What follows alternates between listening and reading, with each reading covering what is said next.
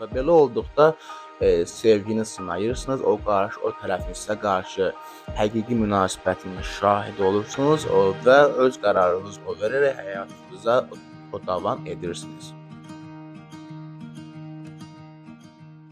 Salam əziz izləyicilər. Bu videoda sizlərlə sevgi barədə, sevgini sınama barədə biraz müzakirə aparmaq istəyirəm. Video keçməzdən əvvəl sizdən xahişim, əgər videolarımı izləyirsinizsə, o bəyənməyi, o kanala abunə olmağı, o bildirimləri açmağı və rəylər aktiv olmağı sizdən xahiş edirəm. Və bu çox böyük bir o dəstəkdir mənim üçün və motivasiyadır. Videoda o mövzumuz o sevgidir. Yəni bu cütlük sevgisinə olacaq. Sevgi, o sevgini sınama, həqiqəti görə bilmə anlayışlarıdır ki, əvvəl onu qeyd etməliyəm ki, sevgi elə bir xüsusiyyətdir ki, insanın o gözünü kor edir. Bəzi şeyləri o görsə belə özünü insan o görməməzliyə vurur. Çünki o sevginin bu tip bir ovsunlamaq xüsusiyyəti var. Ancaq gələcəkdə o sevginin bir sona qədər ola bilməsi üçün o sevgi sınanmalıdır, həqiqətlər görülməlidir və qərarlar verilməlidir. Və bunu edə bilmək üçün isə sizə taktikam deyim, üsulmu deyim, məsləhət görmək istəyirəm. Məsləhəti verməzdən əvvəl sizə bir sevgi haqqında həqiqəti burada çatdırım ki, sevgi iki cürdür. Bir var egoya bağlı olan bir sevgi, yəni sahiblənmək, mənimki etmək tipli bir maddiyyat sevgisi. Yəni ki, bu maddiyyat sevgisi dedikdə ancaq maddi cisimlərə qarşı olan sevgi nəzərdə tutmuram. O cümlədən də cütlük sevgisində bağlanmaq, mənimki olmaq xüsusiyyəti də olur ki, bu ego sevgisidir. Yəni deyək ki, birini sevirsiniz və sizin o dediklərinizi etməlidir. Sizin o qərarlarınıza uyğun olmalıdır və sizin o dediyinizi etməyəndə, sizin yəni o planladığınız bir şeyi biraz fərqli cür tarixə saldıqda, fərqli cür imic saldıqda artıq yəni siz etiraz edirsiniz, siz ona qarşı olursunuz, əsəbləşirsiniz. Əgər sevginiz ego sevgisidirsə, sevginiz təmiz sevgidirsə, egosuz, sahiblənməksiz, mənliksiz bir sevgidirsə, təmiz sevgidirsə, bu sevgi Tanrı sevgisinə bağlı olur və bu tip sevgi sona qədər olur. Amma təəssüflər olsun ki, insanların bir çox hissəsi, deyərdim bir 99% bu saf sevgidən, yəni həqiqi sevgidən uzaqdır. Onu dərk etmək belə istəmirlər. Yəni o dərrakələri onu qaldırmır. Bu normal bir haldır. Çünki egoya o qədər qapılmışıq ki, bu maddi həyatda hər şeyə sahiblənməyə öyrənmişik və o cümlədən sevgini də sahiblənmək, idarə etmək kimi anlayırıq. Amma sevgi idarə etmək, sahiblənmək olmamalıdır. O sevgi sadəcə güvən, dürüstlük, anlayış üzərində olmalıdır və bu tip sevgi indiki dövrdə çox azdır.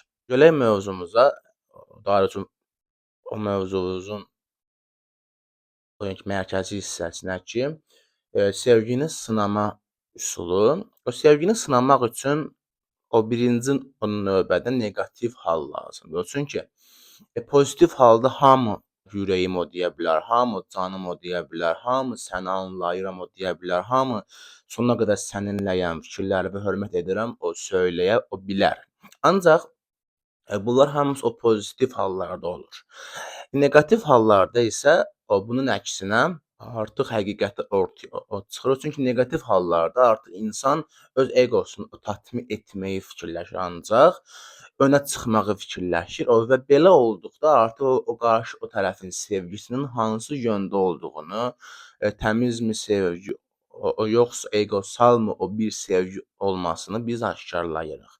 Bunun üçün nə etmək lazımdır? Bir neqativ bir hal o deyək ki, o siz yaradın, o və ya o normalda öz-özünə o bir neqativ o bir hal yaranan zaman, əgər o qarşı o tərəfin, sevgisini sınamaq istəyirsinizsə, o yəni ki, o neqativ haldan, mübahisədən o çıxan söz-söhbət o zamanı o 100% əgər o qarşı o tərəf eqosal o bir sevgidədirsə sizə qarşı, sizi o yəni ki, necə deyim, etdiyiniz o yəni səhv mi deyim, o bəlkə də o səhv də olmayacaq. Onu o şişirdəcək, onu o dramatikləşdirəcək və sizin özünüzü o günahkar hiss etmənizə səbəbiyyət yaradacaq. Öz sözləri ilə, öz fikirləri ilə, öz o minnət o qoymaqları ilə, o sizi o peşman olmaq, o sizi bütün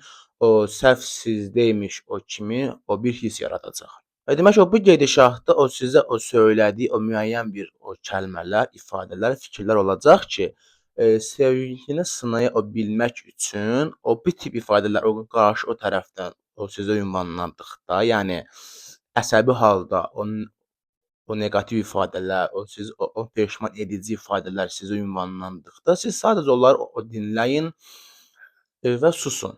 Və o sonda və ya sonlara o yaxın o bəlkə sən haqlısan ifadəsi işlədi. Sizin bu ifadənizdən sonra o ki söyləyəcəksiniz ki, axıra o yaxın o və ya ən sonda söyləyəcəksiniz ki, o bəlkə də sən haqlısan, o bəlkə də o dediklərin o düzgündür. Bu tip ifadə işlətdikdə artıq o qarşı o tərəfin eqosu tatmin olacaq və tatmin olduğu eqoda o belə bir xüsusiyyət var ki, o tatmin olduğu o daha çox önə çıxmaq istəyir.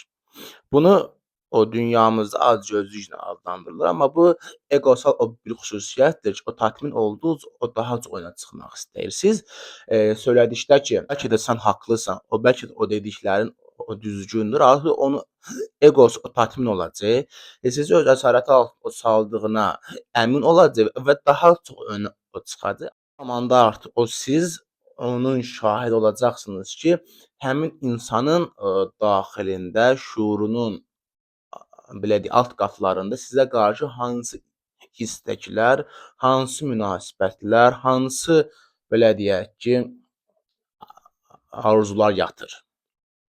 Onları söyləyəcək o sizə. O deyək ki, o sizin yaxşı bir həyat yaşamayacağınızı istəyəcək. O deyək ki, yəni sizin hansısa bir işiniz o varsa, hansısa bir o planladığınız o bir o sahədə o çalışma, uğur əldə etmək o varsa, həmin o sahəyə o belə deyək də ünvanlanacaq o sözlər, həmin sahəyə o neqativliklər yüklənmək istəyəcək. O deyək ki, hər hansısa bir əlinizdə uğur əldə etmisiniz, həmin uğurun o yox olması haqqında fikirlər irəli sürüləcək. O yəni ki, o bir sözlə, o siz, o bəlkə də o sən haqlısan, o bəlkə də o sənin o dediklərin düzgündür ifadəsi o söylədikdən sonra, amma ki, o bu ifadəni o sona yaxın o və ya sonda işlədirsiniz. Həmin ifadədən o sonra sizi o səhv çıxartmaq, o sizi o peşman eləmək xüsusiyyətləri, bu tip o sözlər, ifadələr qoyulacaq o bir o kənara və o sizə qarşı onun şuuraltısında, öz o daxilində bəslədiyi, hazırladığı istəklər artıq o səslənəcək sizə qarşı. Siz o bu zamanda o bir şey anlayacaqsınız ki, həmin insan o bu vaxt o qədər sizin işinizi, o sizin uğurunuz əgər o dəstəkləyirdirsə, bu onun eqosu o tatminliyi o sayəsində idi. Yəni siz onu istəyirdiniz, siz onu sevirdiniz, siz onun hər dediyini eləyirdiniz, onu o diqqət o göstərirdiniz və o da sizin uğurunuza, şəxsi həyatınıza, karyerik bir fikirləşmənizə, o bir karyera planlarınıza hörmət edirdi, uğur arzulayırdı. Bu eqosal o bir o dəstək idi o sizə qarşı. Ancaq siz onun istədiyini eləməyəndə, siz onun eqosal, yəni necə deyim, eqo xüsusiyyətini o tatmin etmədikdə, o nəyəsə etiraz etdikdə, hansısa bir o planı təxirə saldıqda, artıq onun eqosu işə o düşəcək və sizi artıq əlindən yəni o çıxdığını o görəcək və sizin uğurunuz o sevindiyini, o sizin o karyeranızı o dəstəklədiyi xüsusiyyətlər artıq əksinə yönələcək və sizin uğurunuza Sizin o yəni karyeranız o dəstək olmaq əvəzinə anti o dəstək olacaq. Və ya o müəyyən bir ifadələrlə o bu barədə öz fikrini söyləyəcək. Yəni bu videoda sizə söyləməm istəməm ondan ibarətdir ki, sevgini sınamaq o zamanı ən yaxşı o bir zaman neqativ bir hal zamanıdır ki, bu halda yəni ki, bu zamanda siz öz sinirinizi, öz əsəbinizi yəni ki, boğmalısınız.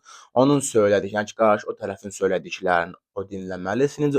Orada sona yaxın və ya sonda bəlkə də sən haqlısan, o bəlkə də o söylədiklərin o düzgündür ifadəsi o söyləyərək artıq onun eqosal yəni ki, o şuur altında o sizə qarşı fikirləri, sizə qarşı arzuları, sizə qarşı istəkləri üzə çıxmasını artıq orada yaradırsınız. Və belə olduqda sevgini sınayırsınız. O tərəfin sizə qarşı həqiqi münasibətinin şahidi olursunuz və öz qərarınızı verərək həyatınıza o davam edirsiniz.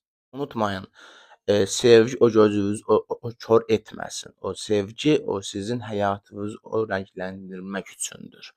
Həyatınızı o rəngli yaşamaq, xoşbəxt ola bilmək üçün də həyatınızda o düzgün bir qərarlara sahib olmalısınız. Videonun sonuna yaxınlaşdıq. Əgər videonu bəyəndinizsə, o sizə nəsə bir yeniliklər əlavə etdirsə, nə xoş mənim halıma. Əgər videonu bəyəndinizsə, videonu bəyənməyi, kanalıma abunə olmağı və bildirimləri açmağı və rəylərdə aktiv olmağı sizlərdən xahiş edirəm.